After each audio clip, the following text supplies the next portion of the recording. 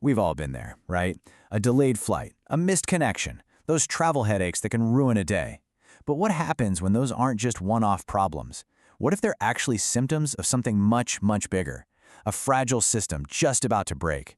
Today, we're diving deep into a travel crisis that shows just how fast our super-connected world can come completely unglued. Okay, so let's get right into the heart of it. How on earth does a seemingly small, local problem suddenly just explode into a massive regional crisis? We're going to break down exactly how that happens, step by step, using the analysis from the teams who were tracking this thing in real time. A global security operations center watching this unfold put it pretty bluntly. They saw the situation morph from a simple localized threat to a regional disruption and then into something they called a systemic continuity event. Now that's a fancy way of saying the entire system is so broken, its basic ability to even function is at risk. So let's see how we got there. To really understand how bad things are now, we only have to jump in a time machine and go back 3 weeks. It is truly mind-boggling how fast a manageable situation spiraled out of control. So check this out. Just 2 weeks ago, the problems were annoying, for sure, but they were isolated. Stuff happening in 1 or 2 specific cities. Then last week, things took a nosedive. Fast. The problem wasn't about a single destination anymore. It was the entire aviation network across the Asia-Pacific region. And that leads us to this week, where the whole system is staring down the barrel of a total failure, all triggered by a shortage of one thing: jet fuel. This chart just lays it all out so clearly. You can see the risk posture itself jumps from a moderate orange to a high red. But the real story, the thing you need to pay attention to, is this dominant driver column. We went from small, city-level friction to a regional mess, and now to a fundamental breakdown of the entire network because of fuel. The problem didn't just get bigger, its whole DNA changed, from a logistical headache to a full-blown systemic threat. So somewhere in there was a critical tipping point.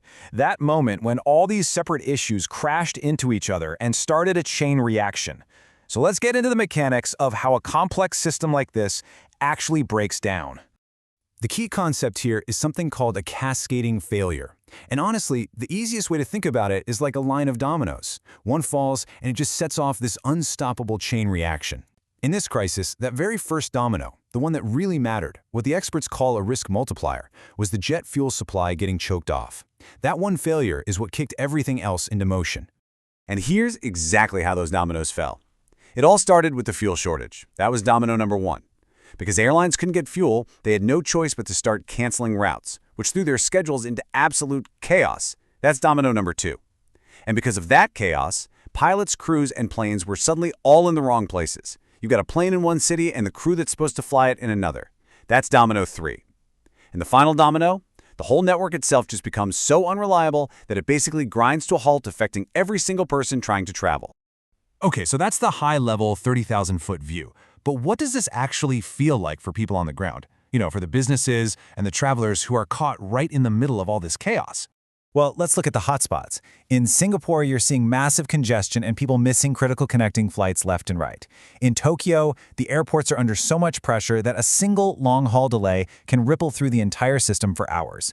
In Sydney and Melbourne, wildly swinging fuel prices are wrecking their ability to fly long-haul routes. And then you have places like Delhi and Mumbai, where the international hubs are so clogged that it's causing chaos for domestic flights too. It's a total mess, and it's everywhere. And what this all means is that not all travel is created equal right now. Trying to fly in for a same-day board meeting or do a multi-city investor roadshow, that is now incredibly high risk. Basically, any trip that relies on tight timing is a gamble. On the flip side, if you're just flying from point A to point B and you've built in an extra 24-hour buffer, you might be okay. This crisis is forcing a complete rethink of what business travel even looks like. So, the million-dollar question is, where do we go from here? Well, analysts have actually mapped out 3 possible futures for the next couple of weeks based on the signals they're picking up right now. Now, of course, these are just probabilities, not a crystal ball. But the most likely outcome, sitting at a 55% chance, is what they're calling a controlled recovery. And don't let the name fool you. That doesn't mean a quick fix. It means fuel supplies might get a little better, but airlines are probably going to stick with fewer flights and higher prices. There's also a 30% chance things get even worse, and only a slim 15% chance of a quick bounce back. So the big takeaway here is that this pain is probably going to stick around for a while. So how will we know which of these futures we're heading for? Well, you can actually watch for what analysts call weak signals over the next 3 or 4 days.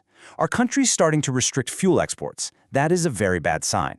Are major airlines jacking up their fuel surcharges again? Another bad sign. Are they starting to cancel their less important secondary routes? And maybe the most telling one, are the airport hotels full of stranded travelers?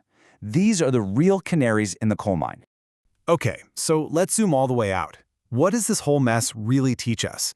I think the most powerful way to grasp the strategic shift here is to look at how the main question for businesses has completely changed, week by week.